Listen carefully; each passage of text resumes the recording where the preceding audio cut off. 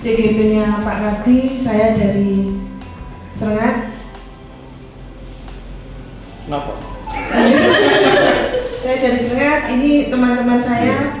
Alhamdulillah dengan di PP Pak Kardi kami bisa sampai pada tahap modul 3.2. Semoga katanya Pak Kardi finish sudah terlihat. Jadi mari kita bersama-sama bahu-bahu saling, kalau bisa saling melindungi. Kita nanti bisa sampai ke finish yang benar-benar finish, sehingga apa yang kita dapatkan pada kegiatan ini bisa bermanfaat utamanya bagi kita dan sekolah kita. Amin. Ya, saya Dewi Nurma dari CGP Angkatan 4 kelompok 16 bimbingannya Pak Kardi. Saya mengajar keseharian di TK Hidayah Selabajan 2. Sesama Nur, kalau ini Bu Nur ini, kalau saya Nur Rohmah. Itu saja, terima kasih. Assalamualaikum warahmatullahi wabarakatuh. Assalamualaikum warahmatullahi wabarakatuh. Saya Anis Sulistiawati Ningsih dari untuk CGP awal dari Kauman 2 ya, jadi Serengat. Sekarang ada di Pakis Rejo 1 Lempung itu. Kalau rumah di Luweng Selokajan, monggo kalau pas lewat bisa kita mampir sejenak ke rumah di Luweng Selokajan. Ini di Serengat ya. Mungkin hanya ini dulu yang dapat saya perkenalkan. Selanjutnya Mbak Amah. Terima kasih. Assalamualaikum warahmatullahi wabarakatuh. Perkenalkan, nama saya Dwi Masana, bisa dipanggil Bu Dwi atau Bu Amah. Ya, rumah saya di Dermajayan, tentu Bapak Ibu sering lewat karena yang di Udanawu, timur jalan. Monggo kula aturi pinara pas buka di Dermajayan. Nggih. Dalam. Nggih. Terus saya mengajar dulu di SD Kerjen, sekarang saya dimutasi ganti ke SD-nya Bu Anis jadi kita bisa berkolaborasi mungkin. Ya. Itu saja dari saya. Assalamualaikum warahmatullahi wabarakatuh. Assalamualaikum warahmatullahi wabarakatuh. Perkenalkan, nama saya Retno Manggali. Saya unit kerjanya di UPT SD Dandong 1 dekat Jalan Raya. Kalau rumah saya jauh dari Jalan Raya, di Udanawu, depan kantor desa Sumbersari. Terima kasih. Saya Pak Bayu Irawan, biasa dipanggil Bayu. Nah, saya mengajar di SMK Negeri 1 Udanawu sebagai guru bimbingan dan konseling. Terima kasih, Bapak. Oke, terima kasih waktunya. Perkenalkan, nama saya adalah Rahmat Hanafi. Biasanya banyak yang memanggil Kang Hafi. Untuk unit kerja, saya kebetulan sama dengan Pak Bayu, yaitu di SMK Negeri 1 Udanawu. Ngaten mawon, kesannya cepat dari. Kebetulan saya diberi kesempatan ngajar di produktif DPIB, atau kalau dulu namanya TGB. Luwih penaknya bangunan.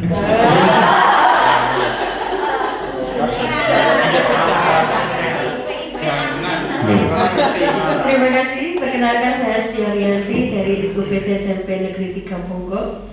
Saya mengajar di jurusan Bahasa Indonesia, mengajar Bahasa Indonesia. Kalau rumah di Karanggayam Serengat. Monggo Bapak Ibu kalau mau melewati silakan mampir. Sampai cekap. Terima kasih. Perkenalkan, nama saya Rima Zertita, yang biasa dipanggil Bu Rima.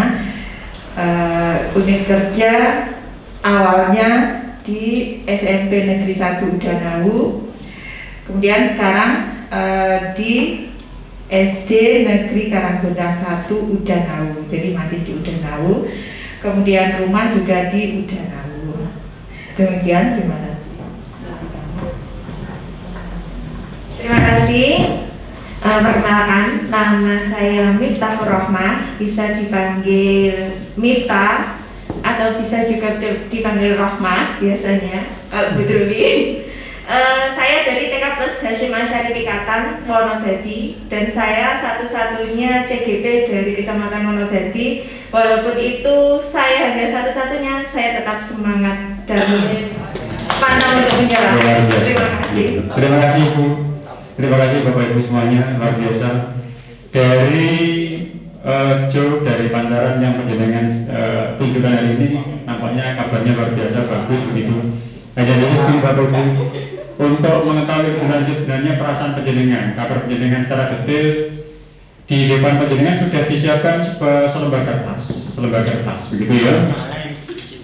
Mohon silakan penjenengan gambarkan dengan sebuah gambar ataupun apapun bentuknya, kalau mudah-mudahan gambar harapannya, tetapi kalau terpaksa bukan gambar, misalnya kata juga akhirnya tertoleransi juga. Gambar yang menggambarkan kondisi dan kabar panjenengan sembarang, gambar bebas. Gambar mewakili perasaan diri, silakan.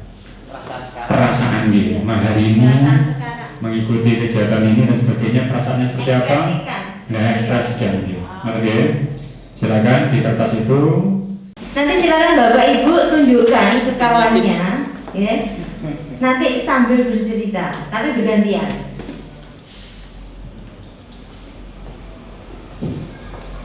Ekspresikan hari ini kabar jenengan bagaimana, ya. Terus jempol di sini maksudnya adalah karena di sini saya mempunyai banyak teman yang sangat saling mensupport sekali, terutama ketika tugas-tugas saya belum selesai, ini fasilitator saya juga sangat aktif sekali. Jadi Pak Hanafi monggo, nah ini pasti saya paling yang belakang sendiri belum mengumpulkan. Dan teman-teman saya itu sangat baik semua, makanya saya acungi jempol untuk teman-teman saya dan diri saya dan untuk teman satu ruangan ini, karena sangat antusias dan aktif sekali di program Guru Penggerak. Terima kasih. Terima kasih. Mungkin ada lagi CGP? Saya aja. Oh siap. Kalau Pak Bayu juga aktif ya? Manusia tanpa rumah. Ya, assalamualaikum warahmatullahi wabarakatuh. Nah, Bapak Ibu, ini saya menggambar ini bisa dilihat sendiri. Ini apa saja. Nah, jadi ini yang pertama menggambarkan yang pertama menggambarkan dari bibirnya itu sedang senang, seperti itu tuh perasaan saya hari ini. Kenapa? Karena di SMK itu Pak Hanafi tahu sendiri, kita akhir-akhir ini kegiatannya cukup padat. Ada beberapa kegiatan di sekolah, di rumah juga kegiatannya cukup padat dan cukup menyita waktu saya, termasuk salah satunya guru penggerak. Nah, itu rambut yang tinggal 3 itu rambut saya kemarin agak rontok juga, mikirkan ini LMS juga ditagih terus sama fasilitator. Ini rontok tinggal 3, rontok 3 Pak. Ya salah satunya itulah. Ya kurang lebih itu kemarin kalau Bu Winati fasilita itu selalu nagih di grup, ada 2 orang yang belum mengumpulkan, silakan seperti itu, selalu saya dan Pak Hanafi. Seperti itu. Oke, terima kasih itu dari saya. Terima kasih Bu Truli. Ini gambaran kondisi saya saat ini. Mungkin kalau saya gambarnya di loka 1, saya belum segemuk ini Bu. Saya tadi berani angkat mic di sini karena saya merasa pede. Oh, ternyata ada teman yang suka agak belakangan mengerjakan. Ada temannya maksudnya. Semakin pede. Nah, di sini gambarannya kenapa saya kok menjadi menggemuk seperti ini. Alhamdulillah mengikuti CGP ini saya selalu semangat, apalagi kalau berangkat loka. Yang pasti di sini diopeni. Terus bertemu dengan teman-teman baru yang luar biasa. Terus selain gemuk di badan, harapan saya kita juga gemuk di pengetahuan nantinya. Terima kasih. Ya, monggo Ibu. Oke, terima kasih. Karena saya nggak bisa gambar, jadi cuma kepala. Pokoknya intinya saya kesini tadi semangat, senang sekali, dan juga pada saat lokakannya juga sama seperti Mbak Retno, saya juga merasa bahagia karena di sini nanti saya pasti bertemu dengan orang-orang hebat, orang-orang baru yang mempunyai semangat untuk mau berubah demi kemajuan pendidikan. Demikian untuk penggambar yang bagus, ahlinya ke Bu Retno. Kalau saya cuma pokoknya semangat dan bahagia. Terima kasih. Terima kasih. Mungkin ada yang masih bercerita? Monggo. Ceritanya mau yang panjang atau mau yang pendek? Ya, di sini saya menggambarkan ada matahari yang bersinar, kemudian awan yang bergerak dan juga burung dan juga pohon. Perasaan saya menggambarkan hari ini adalah sebuah optimisme dan juga semangat untuk terus tumbuh dan juga berkembang dan bergerak sebagai guru penggerak. Dan terima kasih. Assalamualaikum warahmatullahi wabarakatuh. Waalaikumsalam warahmatullahi wabarakatuh. Ada yang masih bercerita? Daripada nanti dibawa pulang loh ya. Dikardusi. Terima kasih. Di sini saya menggambar bunga matahari. Kenapa bunga mataharinya senyum? Karena menandakan kebahagiaan saya pada pagi hari ini. Saya bisa bertemu dengan teman-teman CGP, mungkin dari kelompok lainnya, dari kelompok kami juga bisa bersama-sama. Dan di sini nanti yang saya harapkan adalah mendapatkan banyak pengalaman dan tambah pengetahuan saya. Karena bunga matahari ini selalu mencari arah sinar matahari ya, sama dengan saya di sini mencari arah kemana ilmu yang baru akan saya pelajari. Terima kasih. Terima kasih kembali. Mungkin ada yang masih lagi? Sudah? Cukup. Terima kasih. Kita lanjutkan ya. Terima kasih dari cerita Bapak Ibu, semoga menginspirasi kita semua. Kita lanjutkan ke agenda kegiatan. Topik lokakarya kelima adalah refleksi kompetensi CGP. Tujuan lokakarya 5 adalah yang pertama mampu mengidentifikasi kompetensi diri yang sudah berkembang selama program CGP. Ya. Berikutnya, mampu mengidentifikasi kompetensi yang belum berkembang selama program CGP. Yang ketiga, mampu mengidentifikasi kompetensi faktor pendukung pengembang kompetensi selama program CGP. Dan yang keempat, mampu mengidentifikasi kompetensi faktor penghambat pengembangan kompetensi selama program CGP. Masih ada lagi, mampu menyusun rencana pengembangan diri berdasarkan kompetensi guru penggerak. Bisa sakit dipahami sedikit ya. Jadi nanti arahnya kemana kita? Ya, lanjutnya langsung agendanya. Agenda utama adalah evaluasi kompetensi, terus refleksi kompetensi, analisis faktor pendukung dan faktor penghambat. Yang terakhir rencana pengembangan kompetensi.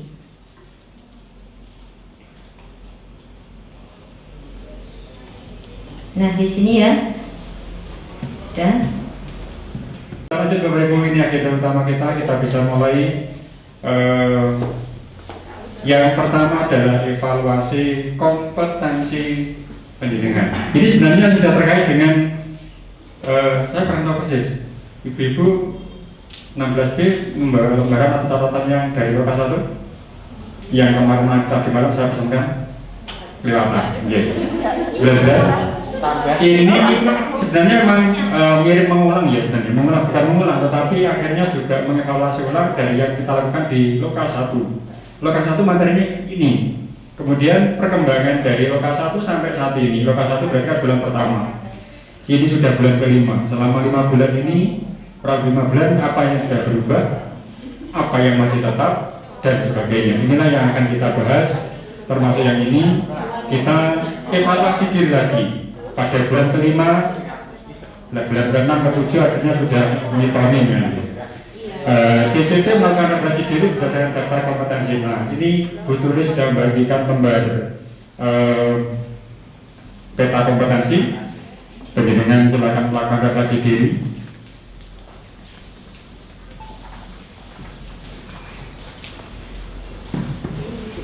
mengingat kembali proses program guru penggerak di lokal 1.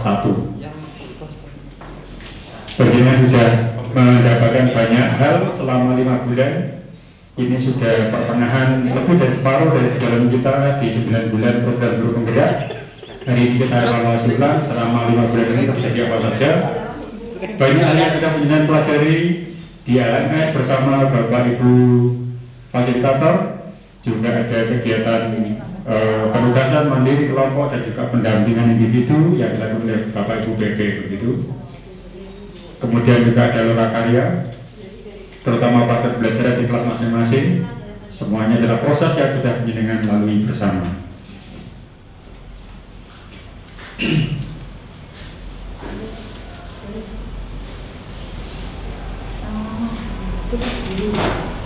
Dari sekian banyak peristiwa, kejadian, pengalaman, dan sebagainya yang terjadi itu, tentunya masih ada beberapa kompetensi yang bisa jadi belum secara optimal berkembang. Oleh karena itu, saat ini adalah saatnya untuk merefleksi diri. Silakan dilakukan dengan mengisi lembar LK yang pertama.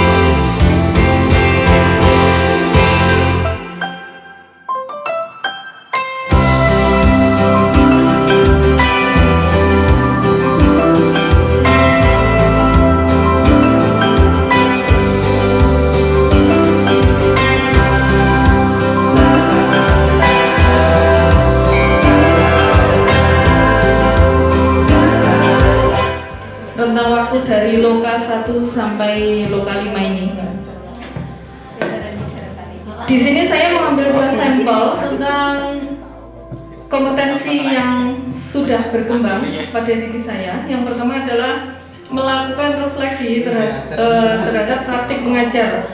Jadi hal yang sangat saya rasakan dan menjawab itu adalah kemampuan saya untuk merefleksi diri. Ini saya lakukan secara konsisten karena saya merasa, saya berpandangan bahwa di saat saya memiliki dasar tentang hal-hal yang perlu saya kembangkan, maka nanti saya akan dapat berkembang lebih baik lagi, salah satunya melalui refleksi. Selanjutnya, strategi yang saya lakukan sehingga kompetensi ini berkembang, yaitu saya memiliki komitmen untuk selalu merefleksi diri. Jadi tidak hanya pada momen tertentu, tapi saya berusaha konsisten di setiap waktu, setiap kesempatan saya harus merefleksi diri terhadap semua progres yang sudah saya lakukan. Selanjutnya, proses perkembangan kompetensi yang sudah berkembang tersebut, yang saya rasakan sampai saat ini, jadi kemampuan refleksi yang saya lakukan itu membantu saya untuk melakukan perbaikan pembelajaran. Selain untuk perbaikan pembelajaran, hal tersebut juga dapat meningkatkan kinerja saya sehubungan dengan kolaborasi dengan teman sejawat. Kemudian, kompetensi berkembang yang kedua yang saya rasa menonjol yaitu tentang berbagi praktik baik dengan rekan kerja. Di sini saya merasa selama mengikuti program guru penggerak, kegiatan berbagi praktik itu terasa membawa suasana yang baru. Di sini saya melakukan terutama dengan teman-teman sekecamatan Serengat, itu kita melakukan sharing dan membentuk komunitas praktisi. Itu adalah strategi kami untuk berbagi praktik baik. Selanjutnya, proses perkembangannya yang sudah kami rasakan sampai saat ini, yaitu semuanya sudah mulai mengalami perubahan, ada dampak positif dari praktik baik yang kami lakukan, dan kami tidak bosan untuk selalu mengimbaskan praktik baik tersebut di lingkungan sekolah yang lingkup kecil dan di lingkungan kecamatan di Korwil untuk lingkup yang lebih besar. Selanjutnya, di sini saya petakan tentang kompetensi yang saya rasa belum berkembang. Dalam hal ini, saya secara pribadi masih merasa belum berkembang dalam mengambil peran dalam organisasi profesi. Hal tersebut dikarenakan saya memiliki kendala.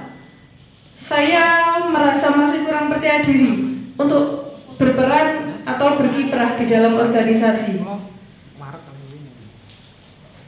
Selanjutnya, untuk menghadapi kendala tersebut, saya berusaha lebih aktif dalam organisasi. Salah satunya, saya berusaha untuk meminta motivasi dari teman-teman. Di sini, diakui atau tidak, peran komunitas praktisi itu sangat memotivasi saya untuk dapat lebih berkembang lagi. Yang kedua, kompetensi belum berkembang yang saya rasa masih sangat perlu untuk ditingkatkan, yaitu tentang membangun komunikasi empatik terhadap orang tua dalam rangka menjadikan orang tua sebagai pendamping pembelajaran bagi siswa. Mengapa faktor ini saya rasa belum berkembang? Kendala yang saya hadapi yaitu terutama adalah komunikasi yang terhambat oleh kesempatan dan waktu. Jadi di sini semua barangkali mengalami hal semacam ini karena kita berada pada situasi pandemi.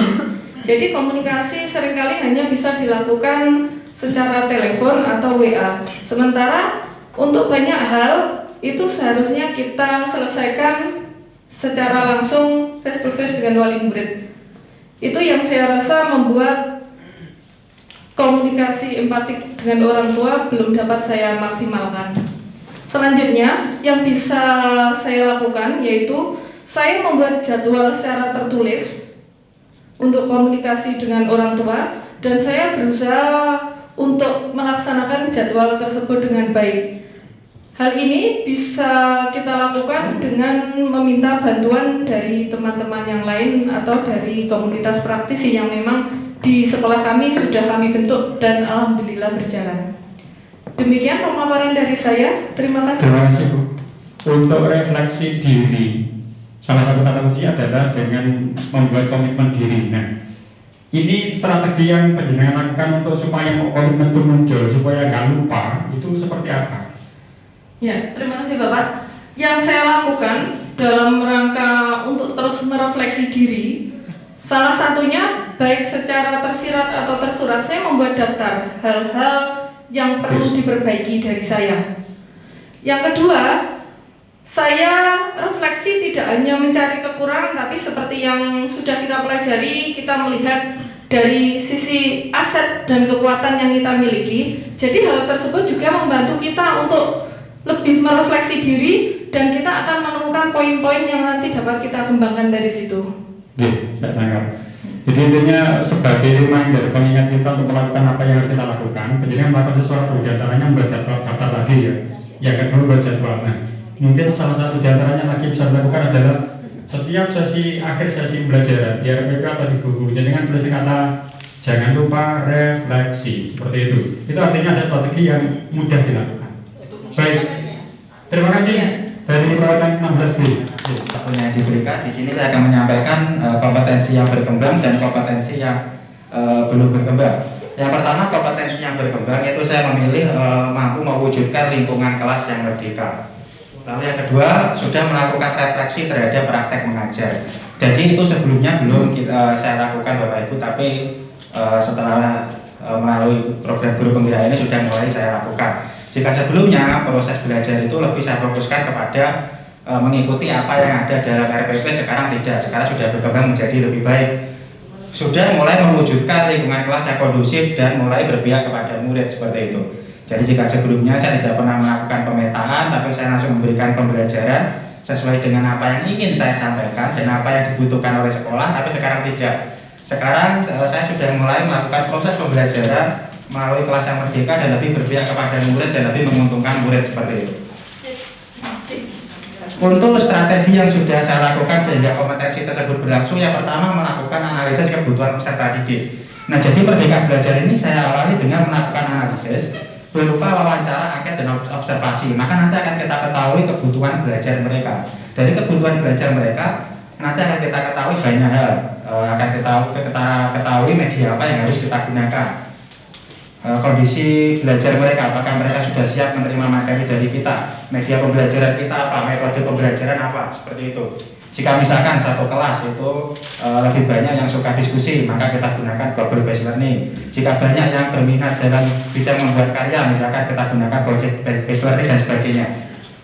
Berikutnya adalah melakukan pembelajaran dan diferensiasi, itu yang sudah kita pelajari dalam program guru penggerak ini. Jadi dari beberapa kebutuhan tersebut sudah mulai saya petakan mana yang sekiranya program diferensiasi ini kan ada 3 untuk konten, proses, dan hasil seperti itu. Dari yang konten, kita awali dari menganalisa kebutuhan. Untuk yang proses itu diawali dengan menggunakan berbagai macam metode yang sesuai dengan kebutuhan peserta didik kita. Lalu yang terakhir hasil, pengumpulan hasil. Jika sebelumnya saya selalu menggunakan satu tugas untuk semua murid dalam satu kelas, sekarang tidak. Sekarang saya lebih melunak, kita melihatnya dari kebutuhan mereka. Apa yang bisa mereka gunakan, apa media yang bisa mereka gunakan. Jadi lebih pada kebebasan. Yang penting nanti tujuan pembelajaran bisa tercapai dan kebutuhan belajar murid juga bisa didapatkan. Yang ketiga adalah menganalisis kodrat alam dan kodrat zaman peserta didik. Nah, ini yang bisa kita pelajari dari modul 1.1 filosofi pembelajaran belajar dewantara. Bahwa pendidikan ini kita harus menilai murid kita dari menganalisis kodrat alam dan kodrat zaman terlebih dahulu. Kodrat alam itu adalah kondisi di mana lingkungan kita berada, ya, kondisi lingkungan satu dengan kondisi lingkungan yang lain tentu saja berbeda seperti itu. Jadi misalkan di daerah pegunungan, jika kita meminta menggunakan teknologi dalam bentuk internet, tentu saja mereka akan kesulitan. Yang kedua adalah kodrat zaman. Nah, kodrat zaman ini adalah kondisi zaman di mana kita berada, di mana setiap zaman memiliki tantangannya sendiri-sendiri. Nah, kalau kita tantangannya sekarang di revolusi industri 4.0 seperti itu. Jadi kita yang saya lakukan adalah menganalisis kodrat alam dan kodrat zaman peserta didik. Bisa melalui angket, observasi, ataupun wawancara kepada mereka secara langsung. Yang ketiga adalah melakukan refleksi rutin melalui observasi, wawancara kepada siswa, dan masukkan rekan guru yang lain. Jadi jika sebelumnya itu saya selalu minum dalam melakukan refleksi Bapak Ibu, setelah selesai pembelajaran sudah seperti itu refleksi saya lakukan secara mandiri. Tapi setelah melalui program guru penggerak ini, saya setelah selesai pembelajaran biasa memberikan angket kepada mereka, mendapatkan masukan kelebihan dan kekurangan pembelajaran kita seperti apa. Selain itu juga bisa kita melalui masukan dari rekan guru yang lain seperti itu. Yang ketiga, bagaimana proses perkembangan kompetensi yang sudah berkembang tersebut sudah berjalan dengan baik dan mendapatkan respon positif dari wali murid dan sebagian bapak ibu guru. Di sini saya belum menjelaskan semua bapak ibu guru karena masih beberapa itu memberikan respon yang kurang baik. Karena tidak semua guru itu siap dengan perubahan, itu yang penting. kompetensi yang belum berkembang. Yang poin pertama adalah membantu rekan guru untuk mengembangkan diri. Nah itu yang masih belum, karena di sekolah kami Bapak Ibu hanya ada 2 guru penggerak, saya dan Pak Hanafi, sementara jumlah gurunya cukup banyak, hampir 150. Kita kesulitan dalam memberikan membantu rekan guru untuk mengembangkan potensi. Kenapa? Karena sekian banyak guru itu memiliki pandangan dan pikiran yang berbeda. Jadi saat kita memberikan masukan, kadang mereka kurang terbuka seperti itu. Lalu untuk yang kendalanya adalah yang pertama, kurangnya minat rekan guru dalam menerima perubahan. Jadi tidak semua dari mereka itu siap menerima perubahan. Yang kedua, banyak rekan guru merasa nyaman dengan zona nyaman mereka. Jadi banyak guru-guru terutama yang sudah senior, mereka tidak siap untuk menerima perubahan. Akhirnya apa? Tidak siap juga menerima banyak perubahan seperti perkembangan teknologi, perkembangan peserta didik, menerima komunikasi peserta didik. Akhirnya mereka tetap menggunakan pembelajaran dengan metode yang lama. Dan metode pembelajaran yang lama itu rata-rata tidak siap diterima oleh peserta didik zaman sekarang seperti itu. Jadi jika ada guru yang masih menggunakan metode ceramah tanpa menggunakan laptop, PowerPoint atau LCD, padahal peserta didik yang sekarang sudah canggih, mereka mahir menggunakan teknologi. Nah itu yang tidak diakomodasi oleh guru-guru tersebut. Tapi elaboratif begitu, penjenengan menyebutkan faktor pendukung itu apa, kemudian bagaimana itu bisa jenengan katakan sebagai faktor pendukung. Berikutnya siapa yang mempermudah, membantu itu untuk pengembangan kompetensi dan bagaimana bentuknya. Berikutnya juga apa tindakan penjenengan, nanti dengan ceritakan Pak. Tetapi sebelum ke sana, sekilas saya baca ini sebagian faktor pendukung menurut penjenengan. Di antaranya ada faktor murid, ada faktor rekan sejawat, kemudian ada aset sekolah atau sarpras, juga kepala sekolah, kemudian ada komunitas praktisi, ada motivasi diri, hubungannya dengan refleksi diri begitu. Berikutnya yang membantu ya kepala sekolah, kemudian ada rekan guru kembali, komunitas, staf, waka, murid, rekan CGP, juga keluarga. Nah kemudian tindakannya apa? Memberi contoh, kemudian kemampuan berrelasi atau berhubungan, menjalin komunikasi, kolaborasi begitu. Berikutnya juga berkreasi dan yang lainnya, komitmen masuk di sana. Baik, untuk lebih jelasnya elaborasi dari penjenengan, saya berikan kesempatan penjenengan untuk menceritakan ulang. Tentunya kita masih ingat yang penjenengan tonjolkan untuk yang faktor pendukung itu apa, kemudian siapa yang bantu, yang pertama siapa, berikutnya juga apa yang bisa dilakukan. Faktor pendukung kompetensi di sini yang mau saya, apa yang kita ingin kembangkan adalah dengan kerjasama dengan wali murid, di mana faktor yang kita butuhkan untuk mendukung kompetensi itu adalah ada wali murid, ada anak dan juga kepala sekolah. Kemudian siapa yang membantu untuk mempermudah kompetensi ada yang ada di depan tadi, dan faktornya itu saling bersinergi ya. Terus kemudian untuk tindakan untuk meningkatkan faktor dukungan yang kita lakukan adalah melakukan inventarisasi aset atau kekuatan-kekuatan yang bisa kita kembangkan untuk meraih atau untuk melaksanakan kompetensi yang belum kita kembangkan dengan baik. Misalnya kalau saya, yang di lembaga saya itu kolaborasi dengan wali murid terkait dengan menjadikan wali murid sebagai sumber belajar itu. Sementara yang saya lakukan adalah menginventarisasi kompetensi yang ada di wali murid. Saya menemukan kalau ada wali murid saya itu adalah seorang peternak ayam. Jadi saya berencana untuk melibatkan wali murid saya itu sebagai sumber belajar dan melalui kegiatan perencanaan dan juga pendanaan yang akan saya implementasikan untuk kegiatan belajar. Terima kasih. Terima kasih. Untuk yang pertama faktor pendukung kompetensi, di sini saya menulis refleksi diri dan kolaborasi untuk mendukung kompetensi. Refleksi diri berarti di sini saya menggali kelebihan dan sekaligus kekurangan. Karena dengan begitu akan bisa untuk mengembangkan diri. Kemudian kolaborasi juga, karena tentunya saya tidak bisa melakukan apapun tanpa kerjasama dengan terutama kepala sekolah dan rekan guru dan anak-anak tentunya. Kemudian siapa yang membantu mempermudah, di sini saya mengambil yang utamanya yaitu kepala sekolah dan rekan guru, karena dengan support atau dukungan dari kepala sekolah dan rekan guru kita akan dapat akan membantu mempermudah kita dalam mengembangkan potensi. Kemudian tindakan yang meningkatkan faktor dukungan, di sini saya menulis komitmen dan kemampuan berelasi yang baik.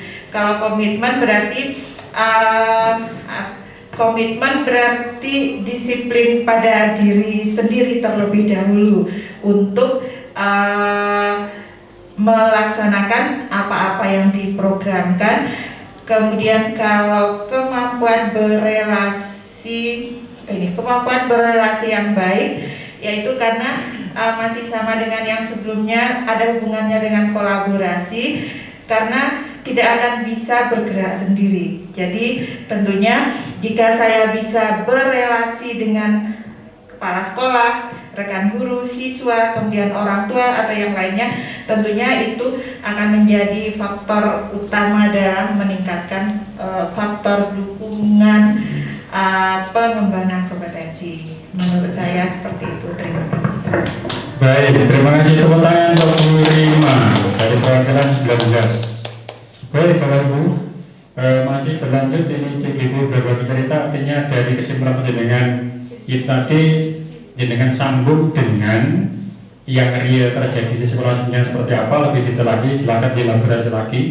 Faktor pendukung kompetensi yang telah saya dapatkan selama ini yaitu real apa?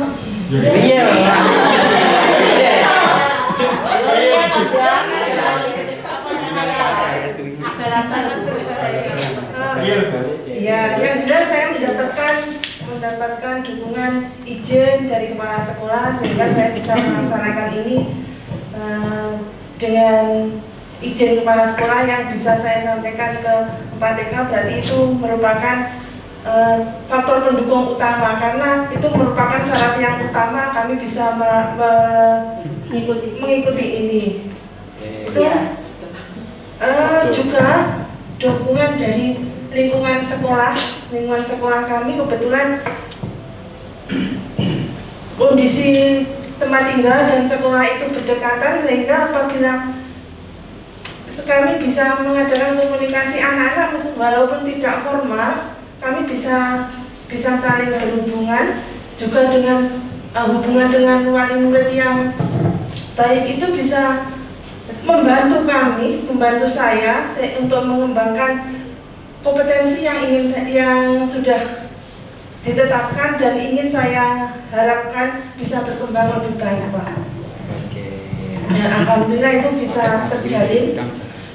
Yang membantu mempermudah kompetensi tadi juga saya sampaikan, kalau tadi ada yang mendukung itu juga ada lingkungan saya, berarti di lingkungan saya wali murid dan murid itu merupakan utama bagi saya, karena saya sebagai guru di mana saya bisa menjadi pemimpin pembelajaran agar anak itu menjadi lebih merdeka dalam belajar, sampai mulai mengubah anak-anak, cara belajar anak-anak yang biasanya itu hanya ngefull di kelas saja. Kami sudah bisa melakukan upaya agar anak-anak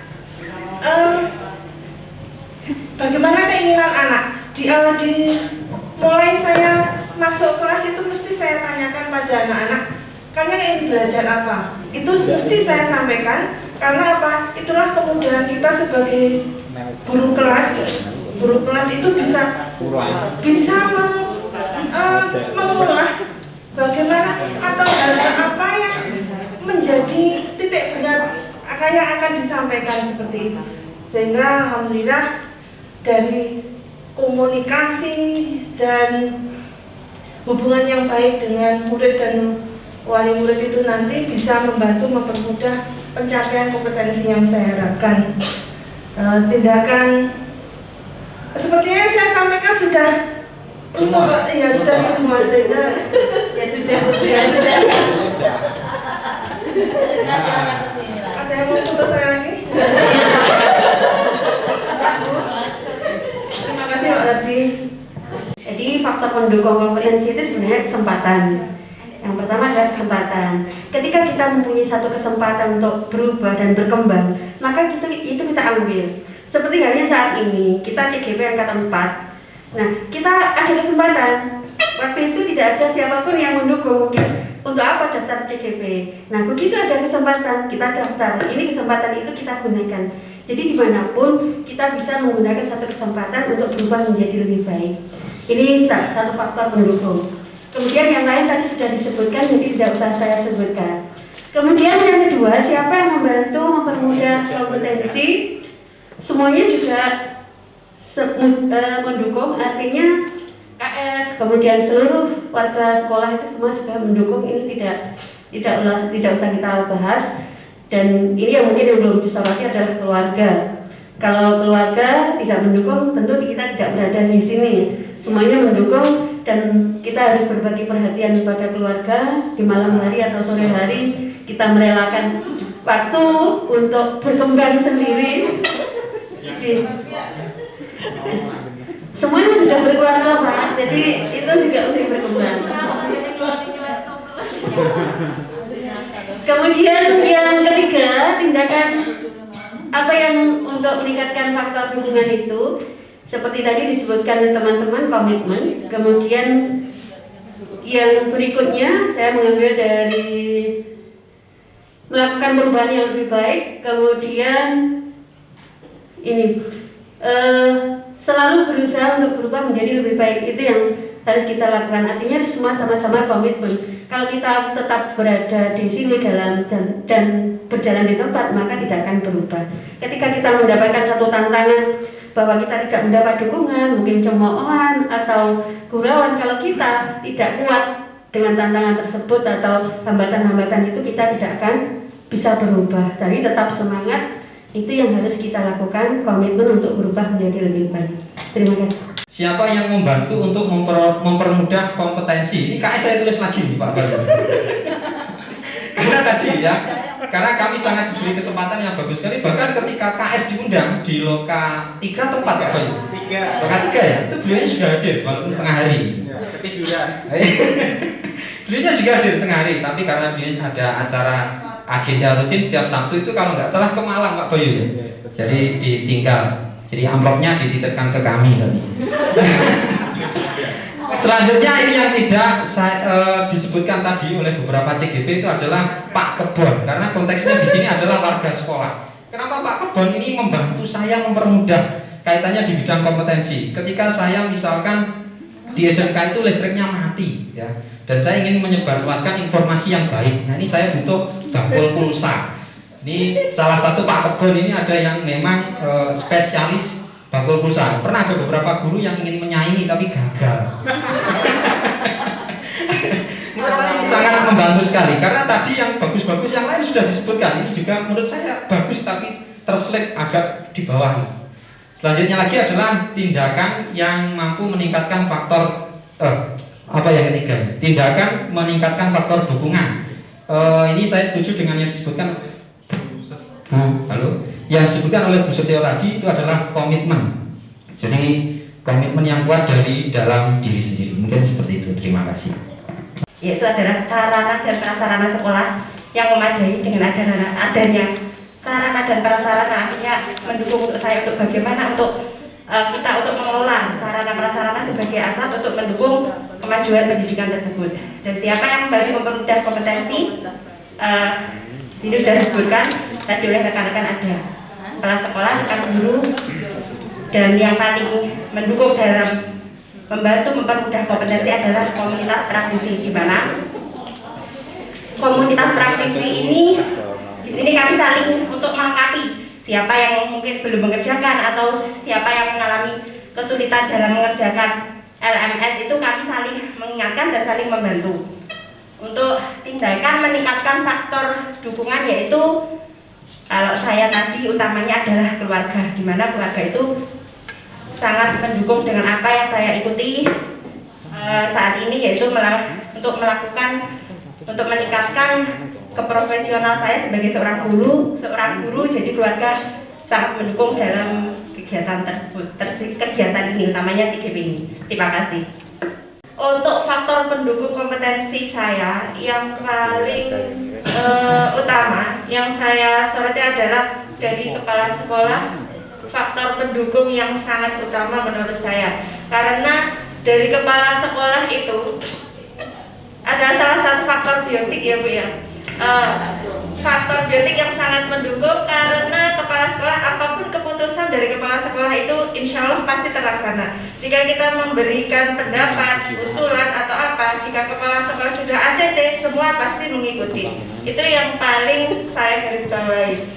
Dan siapa yang membantu mempermudah kompetensi kepala sekolah akan sejawat sama dengan teman-teman semuanya. Jika kepala sekolah sudah ACC dan rekan sejawat itu mau mengikuti dan mereka mendukung apa yang diputuskan kepala sekolah, dan juga keputusan kepala sekolah kan dari misalkan usulan dari saya, usulan dari CGP, itu pasti akan berjalan dengan lancar. Dan tindakan yang meningkatkan faktor dukungan intinya adalah melakukan aksi nyata, dan komitmen saya mungkin itu yang dapat saya sampaikan. Terima kasih.